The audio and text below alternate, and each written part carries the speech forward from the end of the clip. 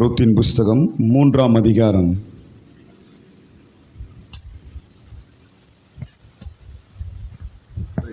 நாள் ஜபத்தில் நாம் போவாஸின் வார்த்தைகளை குறித்து தான் தியானித்து கொண்டு வருகிறோம். இது பிரசங்கம் அல்ல, ஒவ்வொரு ஒவ்வொரு வார்த்தையாய் நாம் அதை தியானிக்கிறோம், அவ்வளோதான், வேறு ஒன்றும் இல்லை. பிரசங்கம் பண்ணோன்னா ஒவ்வொரு வார்த்தையும் பெரிய பெரிய பிரசங்கம் பண்ணலாம். ஸ்தோத்திரம். போவாஸின் வார்த்தைகள் 3ஆம் அதிகாரம் வரும்பொழுது, ஸ்தோத்திரம், நான் முன்னாடி சொன்னது போல முதல் அதிகாரத்தில் அவள் ஒரு அந்நிய ஸ்திரீ. யாரு சொல்லுங்க? முதல் அதிகாரத்தில் அவள் ஒரு அந்நிய ஸ்திரீ. 2ஆம் அதிகாரத்தில் அவள் ஒரு புதிய ஆத்துமா, சபைக்கு வருகிற புதிய ஆத்துமா. 3ஆம் அதிகாரத்தில் அவள் ஒரு நல்ல விசுவாசி. 4ஆம் அதிகாரத்தில் அவர் மணவாட்டி. மணவாட்டினா என்ன? பரலோகத்தில் சேருகிற அனுபவம். ஸ்தோத்திரம். இப்படி 4 பகுதியை 4 சப்ஜெக்டை நம்ம பிரிச்சுட்டோம். ஸ்தோத்திரம். இப்போ 3ஆம் அதிகாரத்தை பாருங்க. ரூத்தின் புஸ்தகம் 4 அதிகாரத்திலையும் 3ஆம் அதிகாரம்தான் டோட்டல் அந்த புக்கோட கருமையும். ரூத்து புத்தகத்திற்கு 3ஆம் அதிகாரம்தான் கரு, அதான் முக்கியமான ஒரு அதிகாரம். கர்த்தருக்கு ஸ்தோத்திரம். இந்த 3ஆம் அதிகாரத்தில் ரூத் எப்படி இருக்கிறாள்?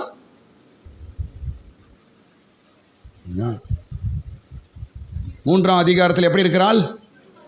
சாதாரண சொல்ற நல்ல விசுவாசியா இருக்கிறாள். ஸ்தோத்திரம். ஏன் உங்களுக்கு இப்படி பிரித்து சொல்லி விடுறேன்னா, அந்த புக் உங்களுக்கு ஈஸியாக புரியும். ஒரு அதிகாரம் இப்படியா, 2ஆம் அதிகாரம் இப்படியா, 3 இப்படியா, 4 அப்படியா, உங்களுக்கு ஈஸியாக புரிஞ்சிடும். ஸ்தோத்திரம். இப்போ முதல் அதிகாரம் அப்படி, 2ஆம் அதிகாரம் அப்படி, 3ஆம் அதிகாரம் எப்படி? நல்ல விசுவாசியாய் மாறுகிறாள். ஸ்தோத்திரம். நிறைய விஷயங்கள் இந்த 3ஆம் அதிகாரத்தில் அடங்கி இருக்கிறது. ஆனால் நாளனையோடு முடிஞ்சிடும், சனிக்கிழமையோட முடிஞ்சிடும். ஆனால் சப்ஜெக்ட் முடியாது. ஸ்தோத்திரம். நம்ம 21 days முடியும், ஆனால் சப்ஜெக்ட் முடியாது. இன்னும் தோண்ட மட்டும்தான் இருக்கும். சரி, ஸ்தோத்திரம். 3ஆம் அதிகாரத்தில் ரூத் ஒரு நல்ல விசுவாசியாய் மாறுவதற்கு 4 காரணங்கள் அங்கு உண்டு. அதுதான் சொல்லி முடிச்சிடுவேன், 5 நிமிஷம் முடிச்சிடுவேன். ஸ்தோத்திரம். 4 காரணங்கள். ஒரு நல்ல விசுவாசியாய் நம்மை மாற்றுவதற்கு கடவுள் நமக்கு உண்டாக்குற 4 காரியங்கள். ஸ்தோத்திரம். நம்பர் 1, முதலாவது கவனிங்க. 3ஆம் அதிகாரம் முழுவதும் ராத்திரியில் நடக்கிறது. 3ஆம் அதிகாரம் முழுசும் எங்க நடக்குதுங்க? ராத்திரியில் தான் 3ஆம் அதிகாரம் முழுவதும் நடக்கிறது. ஸ்தோத்திரம். ராத்திரி நம்முடைய வாழ்க்கையிலும் கர்த்தர் அனுமதிக்கிறார். ஒரு ஆளு ஒரு நல்ல விசுவாசியாய் மாறும்படிக்கு கர்த்தர் அனுமதிக்கிற முதல் காரியம் ராத்திரி. ராத்திரி என்றால் சஞ்சலங்கள், வேதனைகள், சோதனைகள், அதான் ராத்திரி. ஆமென்.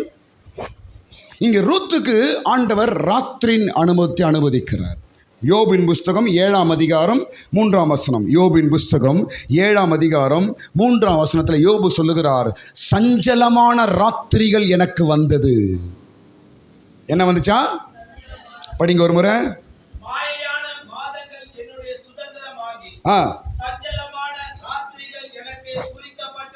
சஞ்சலமான ராத்திரிகள். ராத்திரினா என்னங்க? சஞ்சலம், தவிப்பு, சோதனை, பரீட்சை, பிரச்சனை, கஷ்டம், இதெல்லாம் தான் ராத்திரி. ஸ்தோத்திரம். என்ன பாருங்களேன், புதுசாக சர்ச்சுக்கு வரும்போது ஏசப்பா ஏற்றுக்கொள்ளும் போது ஒன்றுமே இருக்காது, சந்தோஷமாக இருக்கும், அப்படியே பரலோகமாக இருக்கும். பா, அவ்வளவு தாண்டா, இதாண்டா வாழ்க்கை அப்படின்னு பயங்கர சந்தோஷமாக இருப்போம். காலம் போவ விசுவாசியம் மாற தான் ராத்திரிங்க வரும் வாழ்க்கையில். ஆமென். ஸ்தோத்திரம். புதுசாக குழந்தை ஸ்கூலில் விட்டா குஷியாக போவாங்க. ஒரு மாதத்துக்கு பள்ளைங்க புது ஸ்கூலுக்கு குச்சின்னு போவாங்க. ஏன்? ட்ரெஸ்ஸு புதுசு, புக்கு புதுசு, பென்னு புதுசு, ஷூ புதுசு, டை புதுசு, குச்சின்னு பேகு புதுசு, குச்சின்னு போவாங்க. ஒரு மாதத்துக்கு அப்புறம் அங்கே மிஸ்ஸு எழுதிட்டு கேள்வி கேட்பாங்க. அப்போ தான் போக மாட்டான் ஸ்கூலுக்கு. எனக்கு வேணாம் ஸ்கூலு. ஸ்தோத்திரம். சபையும் அப்படிதான், தேவன் அப்படிதான் நடத்துகிறார். ஆரம்பத்தில் புதிய ஆத்மா சந்தோஷமாக கொண்டு வராரு. நாள் ஆகும்போது கர்த்தர் நம்மை பரீட்சையில் கொண்டு வந்து நம்மை ஸ்திரமான விசுவாசியை மாற்றுகிறார். அதனால தான் இங்கு 3ஆம் அதிகாரத்தில் முழுவதும் ரூத்துக்கு ஒரு ராத்திரியாய் காணப்படுகிறது. சஞ்சலங்கள். ராத்திரியை கர்த்தர் ஏன் உனக்கு அனுமதிக்கிறார் என்றால் உன்னை ஒரு பலமான விசுவாசியாய் மாற்றும்படிக்கு. ஸ்தோத்திரம். ஒரு பலமான விசுவாசியாய் மாற்றும்படிக்கு. சோதனைகள் ஏன் அனுமதிக்கிறார்? ஒரு நல்ல விசுவாசியாய் நாம் மாறும்படிக்கு. பரீட்சைகள் ஏன் அனுமதிக்கிறார்? நல்ல விசுவாசியாய் மாறும்படிக்கு. சஞ்சலங்கள் ஏன் நமக்கு வருகிறது? நல்ல விசுவாசியாய் மாற்றும்படிக்கு. ஸ்தோத்திரம். பரீட்சைகள் நமக்கு வருகிறது, பரீட்சைகள் கர்த்தர் வைக்கிறார். ஸ்தோத்திரம். அதான் ராத்திரி. ஸ்தோத்திரம். ஒருவேளை இந்த நாட்களில் நீங்கள் ஒரு ராத்திரியின் பாதையில் போய் கொண்டிருக்கிறார்களா? பயப்படாதீர்கள், போவாஸ் உங்க கூட இருக்கிறார். ஸ்தோத்திரம். கர்த்தர் உன்னை மனவாட்டியாய் ஆயத்தப்படுத்தி கொண்டிருக்கிறார். நிச்சயமாய் உன்னை அந்த கல்யாண விவாக வீட்டில் கொண்டு வந்து சேர்ப்பார் உன்னை அவர். ஹல்லேலூயா. ஸ்தோத்திரம். ரெண்டாவது காரியம். முதலாவது ராத்திரியை அனுமதிக்கிறார். இரண்டாவது என்னவென்றால் அந்த ராத்திரி முழுவதும் ரூத் போவாஸின் பாதபடியிலே படுத்திருந்தாள். ஸ்தோத்திரம். எங்க படுத்திருந்தாவ? போவாஸின் பாதத்திலே படுத்திருந்தாள் ராத்திரி முழுவதும். நான் ஒண்ணே சொல்றேன் பாருங்களேன். உங்க வாழ்க்கையில் பிரச்சனைகள், சோதனைகள், கஷ்டங்கள் வரும்போது நம்ம விழுந்து கிடக்கிற இடம் இயேசுவின் பாதம்தான். அப்போதான் ராத்திரியை தாண்ட முடியும் நம்மளால. அப்போதான் ராத்திரியின் அனுபவத்தை நாம் தாண்ட முடியும். முழுவதும் போவாஸின் பாதத்தில் தான் கிடந்தாள் ரூத். இது என்னத்தை காட்டுகிறது? ஆண்டவரே, இது என் பரீட்சையின் காலம். ஆண்டவரே, இது என் சோதனையின் காலம். ஆண்டவரே, இது என் கஷ்டத்தின் காலம். ஆண்டவரே, என் கண்ணீரின் காலம் இது. நான் எங்க போவேன்பா என்று நம்ம அவர் பாதத்திலே விழுந்து கிடக்கிற நேரம் ராத்திரி. ஸ்தோத்திரம். பரீட்சைகளை நாம் ஜெயிக்கும்படிக்கு இயேசுவின் பாதம். ஸ்தோத்திரம். ராத்திரியை ஜெயிக்கும்படிக்கு இயேசுவின் பாதம். ஸ்தோத்திரம். மூன்றாவது, முதல் காரியம் ராத்திரி, இரண்டாவது அவருடைய பாதத்தில் விழுந்து கிடப்பது. ஸ்தோத்திரம். இதெல்லாம் தான் ரூத் நல்ல விசுவாசியாய் மாற்றுகிறது. ஜஸ்ட் கீவேர்டு மாதிரி தான் சொல்லிட்டு நான் போயிட்டே இருக்கிறேன். மூன்றாவது காரியம் பாருங்க. மூன்றாவது காரியம், ராத்திரியில் ரூத்துக்கு ஒரு கேள்வி கேட்கப்படுகிறது. நீ யார்? என்ன கேட்கிறாரு போவாஸ்? நீ யார்? 9ஆம் வசனத்தில் நீ யார் என்று கேட்டான். இந்த கேள்வி எப்போ கேட்கப்படுது? ராத்திரி. ஸ்தோத்திரம். அது வரைக்கும் ரூத் யாருன்னு தெரியும், எல்லாம் வேணாம். ஆனால் இப்போ என்ன பண்ணுறாரு? நீ யார் அப்படின்னு கேட்குறாரு. ஸ்தோத்திரம். பாருங்க, கர்த்தர் நம்மை அனுமதிக்கிற ராத்திரி சோதனை பிரச்சனைகளில் நாம் யார் என்பதை கர்த்தருக்கு நிரூபிக்க வேண்டும். சூப்பர்ல. நீ யார் என்று போவாஸ் கேட்டார். ஆனால் நான் சொல்றேன், நான் யார்? போவாஸுக்கு, இயேசுவுக்கு நீ யார் என்பதை காட்ட வேண்டும். எப்பொழுது? ராத்திரியில். ராத்திரினா என்ன? சோதனை, பரீட்சை, கண்ணீர், சஞ்சலங்கள். அந்த நேரத்தில் தான் நீ யார் என்பதை கடவுளுக்கு காட்டணும். நல்லா இருக்கும்போது காட்டக்கூடாது. எல்லாமே நல்லா இருக்கும்பொழுது கர்த்தரிடத்தில் காட்பது பெரிய விஷயம் அல்ல. எப்பொழுது காண்பிக்க வேண்டும்? சோதனையின் நேரில் தான் நாம் யார் என்பதை காண்பிக்க வேண்டும். ஸ்தோத்திரம். நான் யார் என்பதை நம்ம கேள்வி கேட்கணும். நான் யாரு? ஸ்தோத்திரம். இது என்ன அர்த்தத்தை காண்பிக்கிறது என்றால், சுருக்கமாக சொல்கிறேன், சுத்திகரிப்பு, பாவ அறிக்கை. சோதனை நேரத்திலே, கஷ்ட நேரத்திலே, சஞ்சல நேரங்களில் நாம் நம்முடைய குறைகள், பாவங்களை கர்த்தரிடத்தில் அறிக்கை செய்து நான் யார் என்பதை போவாஸுக்கு காண்பிக்க வேண்டும். நீ யார் என்று போவாஸ் கேட்டான். அதற்கு சொல்றார், உம்முடைய அடியாளாகிய ரூத். ஸ்தோத்திரம். இயேசு உபவாசம் முடிந்த உடனே சாத்தானினால் வனாந்தருக்கு, மலைக்கு கொண்டு போகப்பட்டார். அங்கு அவர் யார் என்பதை சாத்தானுக்கு காட்டினார். ஸ்தோத்திரம். நீ ஒரு ஜெபிக்கிறவன், நீ ஒரு விசுவாசி என்பதை கர்த்தருக்கு நீ காண்பிக்க வேண்டிய காலம் ராத்திரி. ஸ்தோத்திரம். 2 உதாரணம் சொல்கிறேன் பாருங்க. 2 உதாரணம் அதுக்கு. நம்பர் 1, யாக்கோபு போராடி ஆசீர்வாதம் பெற்றது ராத்திரி. அப்படிதானங்க? யாக்கோபு தேவனோடு போராடி ஆசீர்வாதம் பெற்றது எந்த காலத்தில்? ராத்திரி காலத்தில், ராக்காலத்தில். ராக்காலம் போராடி தேவனிடத்தில் ஆசீர்வாதம் பெற வேண்டிய காலம், ராக்காலம் போராட வேண்டிய காலம். ஸ்தோத்திரம். 3ஆம் அதிகாரம் முழுவதும் ரூத் ராக்காலத்தில் தன்னுடைய பரீட்சையின் காலத்தை தாண்டி போகிறாள். ஸ்தோத்திரம். நல்ல விசுவாசியாய் மாறினாள். ஸ்தோத்திரம். இன்னொரு ஆள் சொல்றேன் பாருங்க. இவர் போராடி ஆசீர்வாதம் பெற்றாரு யாக்கோபு. இன்னொரு ஆள் பாருங்க, ராக்காலத்தில் தன்னுடைய பக்தியை இழந்தார். யார் அவரு? பேதுரு தேவனை மறுதலித்தது ராக்காலம். ஸ்தோத்திரம். அப்போ அந்த ராக்காலத்தில் தான் நம்மை யார் என்பதை கர்த்தருக்கு காண்பிக்க வேண்டிய ஒரு காலகட்டம் நமக்கு உண்டு. ஸ்தோத்திரம். நீ யார்? இதுவரைக்கும் புது விசுவாசி, இப்ப நீ யாரு? ஸ்தோத்திரம். ஜெபிக்கிறவனா? நீ தேவனுடைய பிள்ளையா? சத்தியத்தை அறிகிறவனா? ஊழியம் செய்கிறவனா?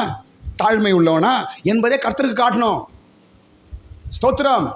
அப்படி காண்பிக்கும் போதுதான் நீ நல்ல விசுவாசி என்பதை கர்த்தர் ஏற்றுக்கொள்வார். அல்லேலூயா.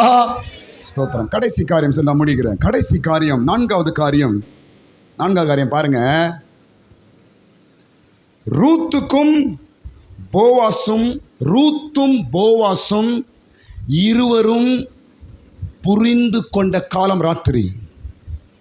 இருவரும் ஒருவர் புரிந்து கொண்ட காலம் ராத்திரி. ஸ்தோத்திரம். நான் ஒரு விஷயம் சொல்றேன் பாருங்களேன். பாருங்க. நகோமி சொல்லி அனுப்பினது இங்க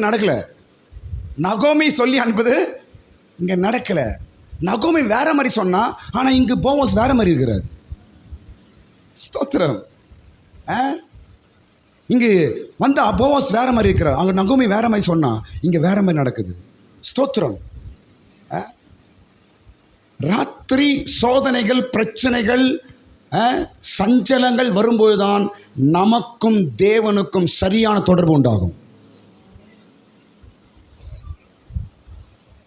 பரீட்சைகள், கஷ்டங்கள், கண்ணீர், பாதைகள் வரும்பொழுதுதான் நமக்கும் தேவனுக்கும் சரியான ஒரு புரிந்து கொள்ளுதல், சரியான ஒரு தொடர்பு உண்டாகும்.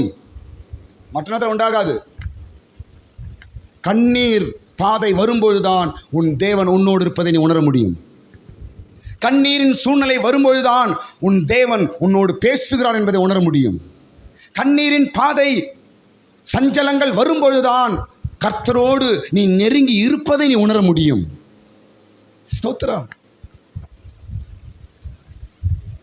நகோமி சொல்லி அனுப்பிச்ச மாதிரி இங்க இல்லைங்க, இங்க வேற மாதிரி நடக்குதுங்க. ஸ்தோத்திரம். இப்பொழுதுதான் ரூத்துக்கும் போவாசுக்கும் சரியான ஒரு புரிந்து கொள்ளுதல் அங்கு நடக்கிறது. ஸ்தோத்திரம். இதெல்லாம் தான் ராத்திரியின் நேரத்தில் நடக்கிற அனுபவங்கள். இதனால தான் ரூத் ஒரு நல்ல விசுவாசியாய் மாறினாள்.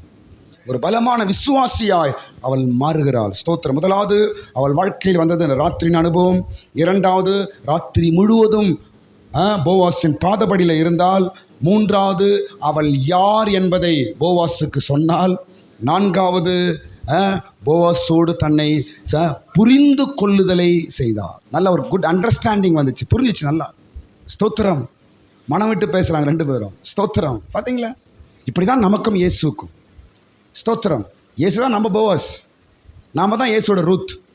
ஸ்தோத்திரம். அப்படிதான் கர்த்தர் சபையை நடத்தி கொண்டிருக்கிறார். அப்படிதான் கர்த்தர் சபையை கொண்டு போய் சேர்க்க போகிறார். கர்த்தர் அப்படிதான் சபையை இன்றைக்கு நேசித்து கொண்டிருக்கிறார். ஸ்தோத்திரம். நம்ம எல்லாரும் ரூத் என்பதை மறந்து போகக்கூடாது. நம்முடைய மணவாளன் இயேசுதான் என்பதை மறந்து போகக்கூடாது. நாம ஹல்லேலூயா. வெளிப்படுத்தின புத்தகத்தில் படிக்கிறோம், இதோ எருசலேம் மணவாளனுக்காக ஆயத்தப்படுத்தப்பட்ட மணவாட்டியை போல இறங்கி வருகிறது. ஸ்தோத்திரம். நாம் எல்லாரும் சபையாய், மணவாட்டியாய் இயேசுவை நாம் சந்திக்க போகிறோம். ஸ்தோத்திரம். அதற்காக கர்த்தர் நம்மை ஆயத்தப்படுத்தி கொண்டிருக்கிறார். ஸ்தோத்திரம். நாளைக்கு மறுநாள் இன்னும் சில விஷயங்களை சொல்லி நான் முடிக்கிறேன். கர்த்தர் நம்மோடு கூட ஆசீர்வதிப்பாராக. எல்லாரும் ஸ்தோத்திரம் பண்ணுவோம். Praise the Lord. ஸ்தோத்திரம் ஸ்தோத்திரம் ஸ்தோத்திரம் ஸ்தோத்திரம் ஸ்தோத்திரம் ஸ்தோத்திரம் ஸ்தோத்திரம் ஸ்தோத்திரம் ஸ்தோத்திரம் ஸ்தோத்திரம் ஸ்தோத்திரம் ஸ்தோத்திரம் ஸ்தோத்திரம் ஸ்தோத்திரம்